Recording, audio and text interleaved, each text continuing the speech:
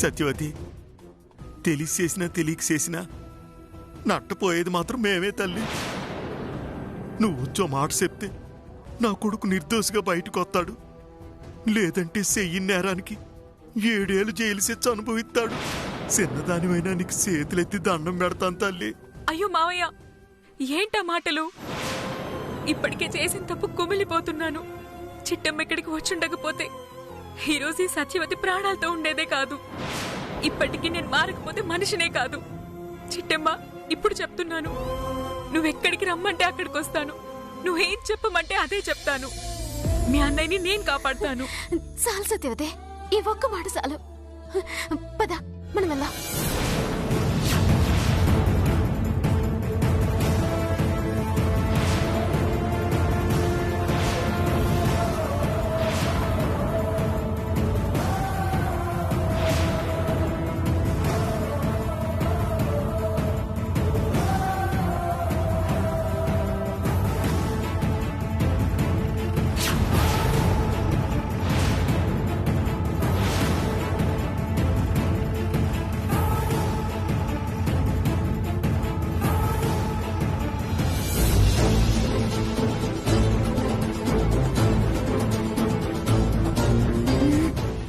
పదండి.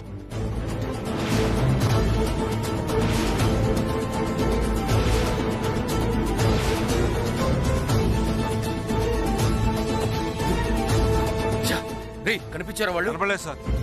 అయితే పైకి వెళ్ళి చూద్దాం పదండి.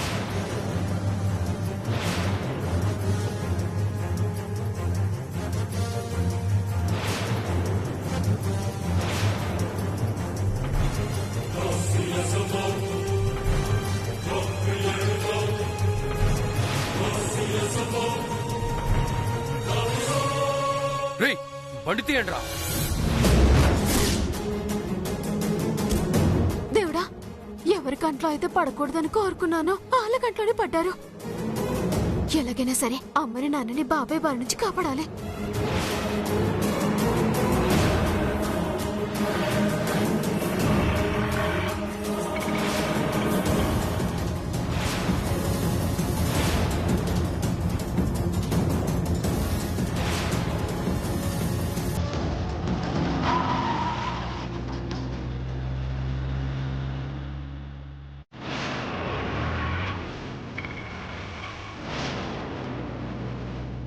ఈ రోజు వదలరా.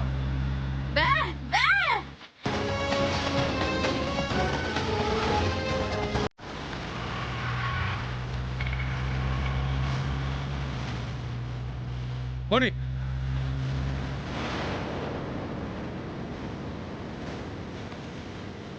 రేపు ఫాస్ట్గా పోనీరా.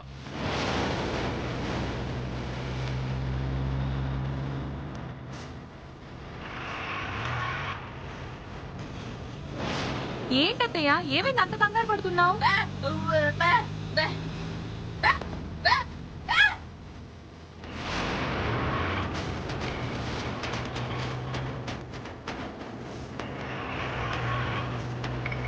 సత్యవతి, నువ్వు ఆగమ్మా. బాబు ఏటనుకో బాబు, అవతల మా మనిషి ప్రమాదంలో ఉన్నాడు, అందుకే కొంచెం బేగా పోనీ బాబు. ఏంటి మావయ్య నువ్వు? అవతల మనిషి ఎంత ప్రమాదంలో ఉంటే మాత్రం ఆటో ఇంతకంటే స్పీడ్ గా వెళ్తుందా? నువ్వు ఆగమ్మా బాబు, నువ్వు బేగా పోనీ.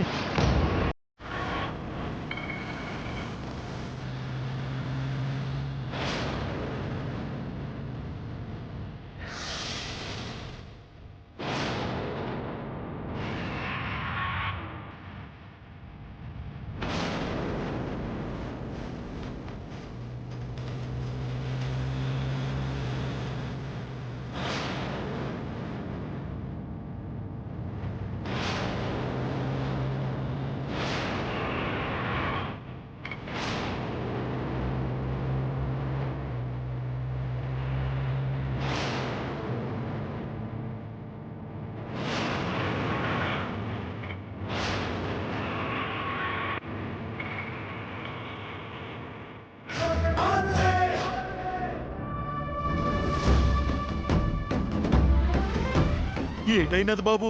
ఆగిపోయింది సార్. కొంచెం బేగా చూడు బాబు. కాసేపు ఆగండి, ఎందుకు కంగారు పడతారు?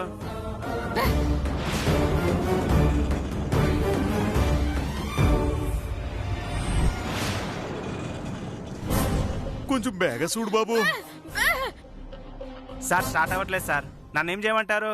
కాసేపు ఆగండి.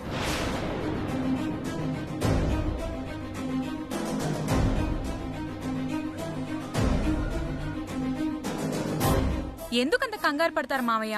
స్టార్ట్ అవుద్దులేండి. స్టార్ట్ అవ్వకపోతే వేరే ఆటోలో వెళ్దాం.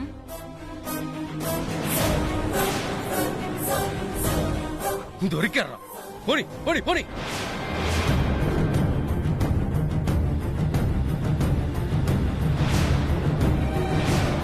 కుటుంబరావు,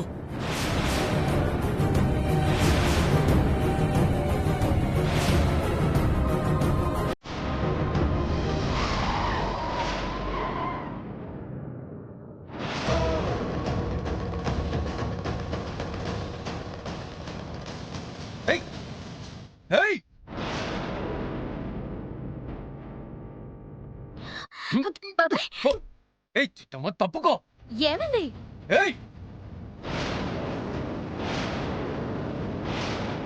బాబాయ్ బాబాయ్ బాబాయ్ ఏంటి? ఏమైంది? అమ్మా బాబాయ్ ఏంటి బాబాయ్? ఎందుకంత కంగారు పెంచుతున్నావు?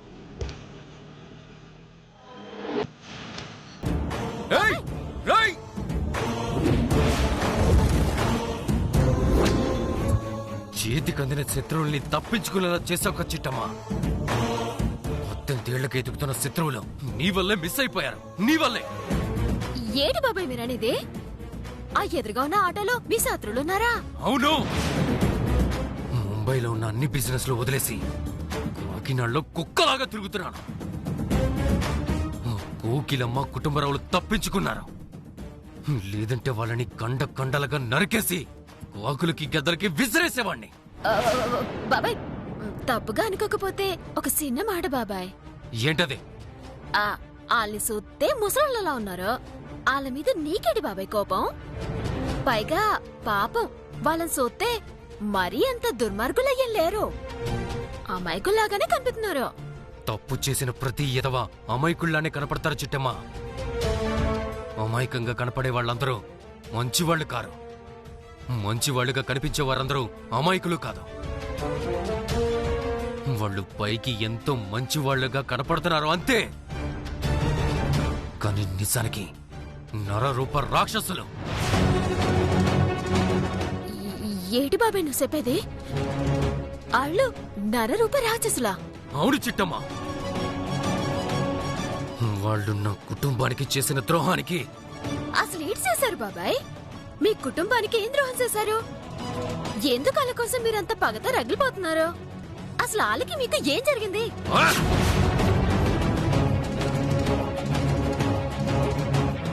సరిగ్గా 18 ఏళ్ల క్రితం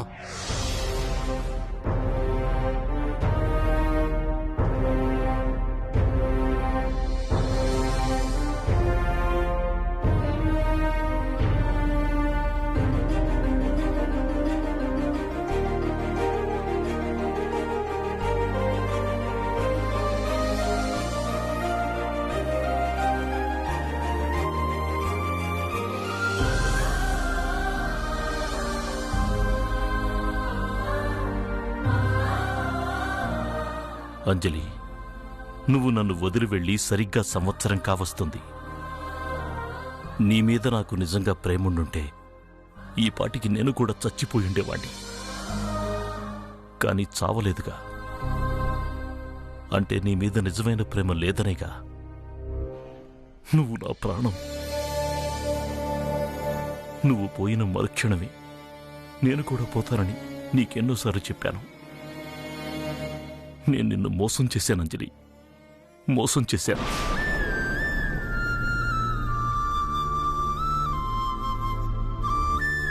నాన్న శంకర్, ఏంట్రా ఇదంతా?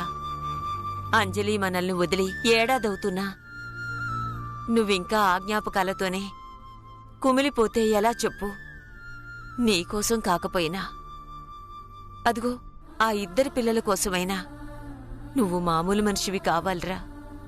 నా మాట విని మళ్ళీ పెళ్లి చేసుకోరా. ఏంటమ్మా మళ్ళీ పెళ్ళా? అవునరా, నీకు భార్య అవసరం లేకపోవచ్చు, కానీ ఆ ఇద్దరి బిడ్డలకి తల్లి కావాలి. అవునన్నయ్య, అమ్మ చెప్పింది 100% కరెక్ట్. వదిన చావుతో చీకటిగా మారిపోయిన నీ జీవితంలో కొత్త వెలుగులు రావాలి అంటే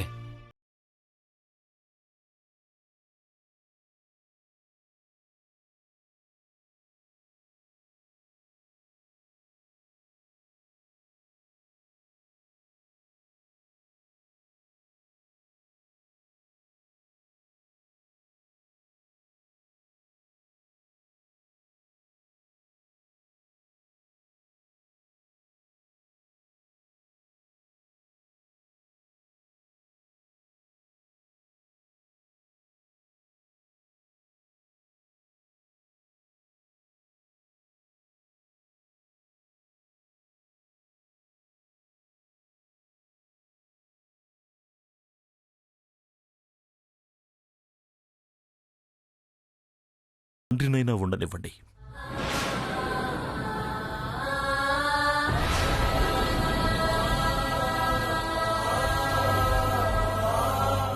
దేవుడా, వీడి మనసు మార్చి ఆ పిల్లలకి తల్లి వచ్చేలా చేయి స్వామి. నువ్వు బాధపడకమ్మా. ఎలాగైనా సరే అన్నయ్యని మళ్ళీ పెళ్లి కొప్పిస్తాను, సరేనా? వాడెలాగూ పెళ్లి కొప్పుకోవటం లేదు. కనీసం నువ్వైనా పెళ్లి చేసుకోవచ్చు కదరా. నీ భార్య అయినా వాళ్ళకి తల్లిగా మారొచ్చు కదా.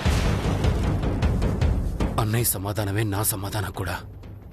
నేను పెళ్లి చేసుకుంటే నాకు భార్య వస్తుందేమో కానీ అన్నయ్య బిడ్డలకి తల్లెలా వస్తుందమ్మా? రేపొద్దున నాకు పిల్లలు పుడితే నా ప్రేమ వాళ్ల వైపుకు తిరగచ్చుగా. ఈ పిల్లల్ని నిర్లక్ష్యం చేయొచ్చుగా. అన్నయ్యకి పెళ్ళయ్యేదాకా నా పెళ్లి గురించి ఎత్తద్దమ్మా.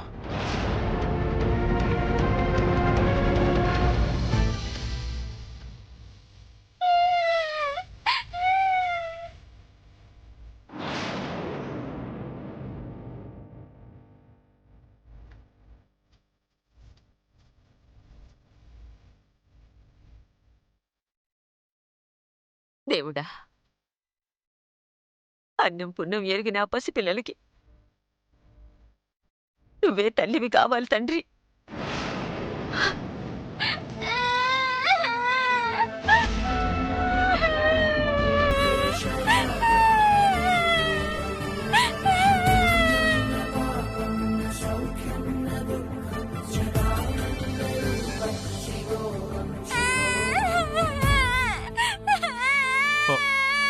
లేదమ్మా, లేదు. భాస్కర్, భాస్కర్, ఏంటి నాన్నా? మీ అమ్మేదిరా? లోపలుంది నాన్నా. పిల్ల ఆకలితో ఏడుస్తుంటే దీన్ని పట్టించుకోకుండా లోపలేం చేస్తుందిరా?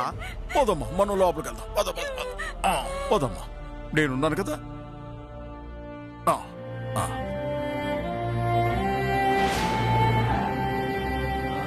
ఎక్కడో పిల్ల ఏడుపు వినపడుతోందే. ఎక్కడున్నారు వీళ్ళు? కోకిలమ్మా, కోకిలమ్మా!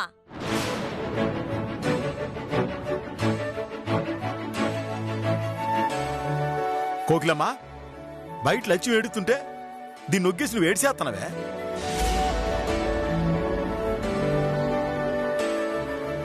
తెలుసయ్యా, దీనికి ఆకలేస్తే అన్నం పెట్టడానికి నేనున్నాను.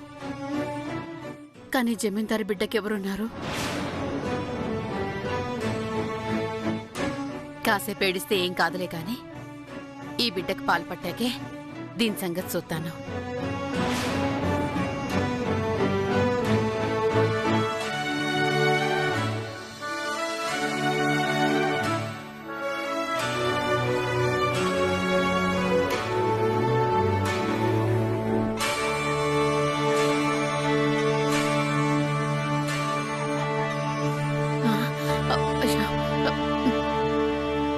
అమ్మగారు, ఏటమ్మగారు ఇది? నువ్వు పేరుకేనమ్మా ఈ ఇంటికి పని మనిషివి. ఈ బిడ్డల ఆలనా పాలనా చూడటంలో అమ్మవి. నీ రుణం. అమ్మా వద్దమ్మా.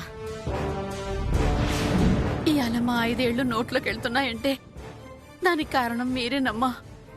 మీరు చూపించే ఆదరణకి 100 జన్మలెత్తినా మేం మీ రుణం తీర్చుకోలేమమ్మా. ఇదే పాటిది. సరేనమ్మా, ముందా బిడ్డ సంగతి కూడా చూడు. అలాగేనమ్మా, తీసుకోండి.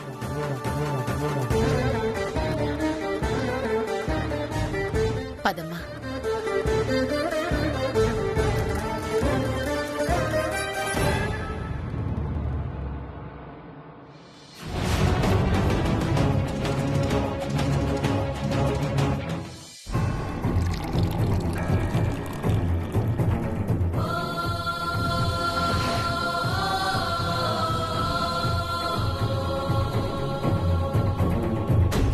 నీకోసం కాకపోయినా అదిగో ఆ ఇద్దరి పిల్లల కోసమైనా నువ్వు మామూలు మనిషివి కావాలిరా. నా మాట విని మళ్ళీ పెళ్లి చేసుకోరా.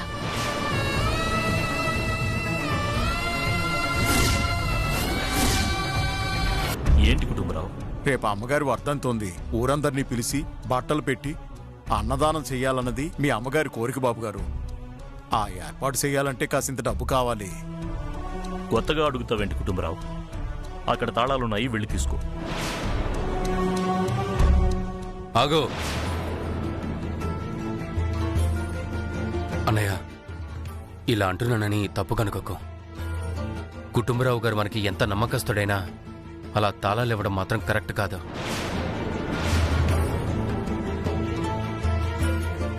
తమ్ముడు, నువ్వు చిన్నప్పటి నుంచి ముంబైలో చదువుకున్నావు కాబట్టి నీకిక్కడ విషయాలు సరిగ్గా తెలియదు.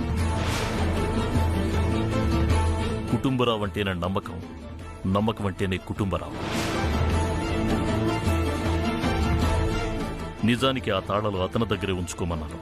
అంత పెద్ద బాధ్యతను నేను మోయలేని జమీందారు గారు అని అతనే ఆ తాళాలు నా చేతిలో పెట్టాడు. ఇది అతని విశ్వాసం.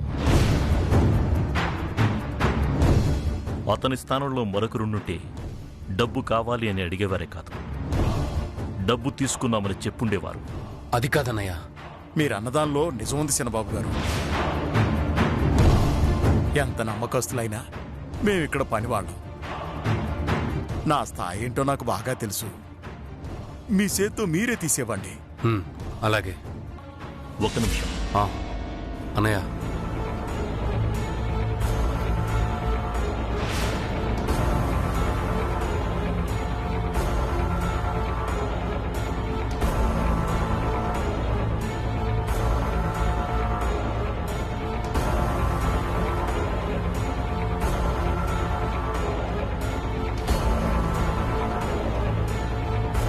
ఇదిగో, దీంట్లో 2 లక్షలున్నాయి. కావలసిన సరుకులు తీసుకో.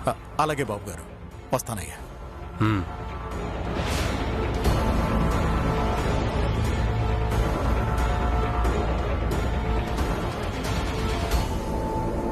వీరనారాయణ, కుటుంబంలో విశ్వాసాన్ని అవమానించావుగా, అందుకే నీకు చిన్న పరీక్ష పెట్టాను.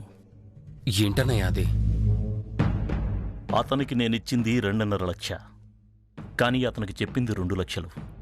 అతనే కనుక స్వార్థపరుడైతే 50,000 నొక్కేస్తాడు. అదే నిజాయితీపరుడైతే 50,000 తిరిగిస్తాడు. నా నమ్మకాన్ని నిలబెడతాడు. చూడు, నీ నమ్మకం కరెక్టో నా నమ్మకం కరెక్టో కాసేపట్లో తెలిసిపోతుంది.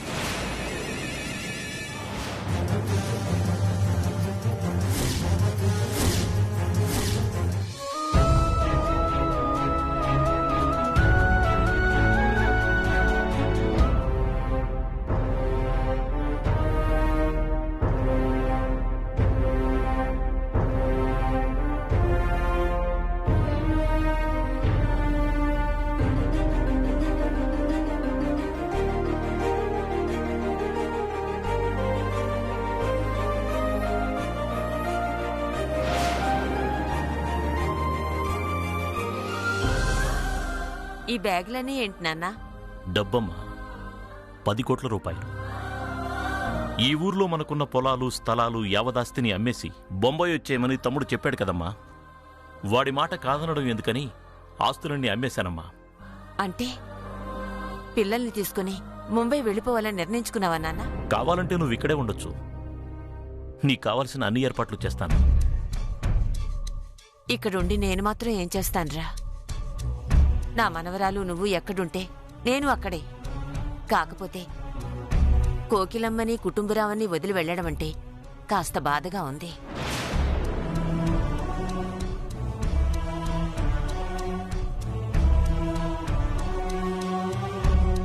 ఇదిగో కుటుంబరావు, ఎన్నో ఏళ్లుగా నువ్వు మా కుటుంబాన్ని నమ్ముకుని ఉన్నావు. నీ నమ్మకానికి నేను ఇస్తున్న ప్రతిఫలం అనుకుంటావో, లేదా జమీందారు గారి దగ్గర సేవ చేసినందుకు ఖరీదు కట్టాననుకుంటావో నీ ఇష్టం. కానీ నీకు సాయం చేయాలనుకుంటున్నాను, చేస్తున్నాను, అంతే. ఏటి బాబు ఇదంతా? చెప్పాడు కదా సాయమని. మీకు పిల్లలున్నారు కదా, తీసుకోండి.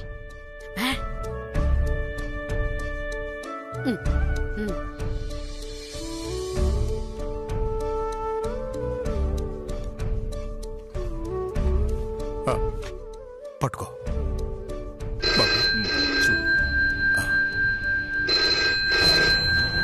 హలో, ఇన్కమ్ ట్యాక్స్ రైడ్ జరుగుతుంది సార్. సరే సరే.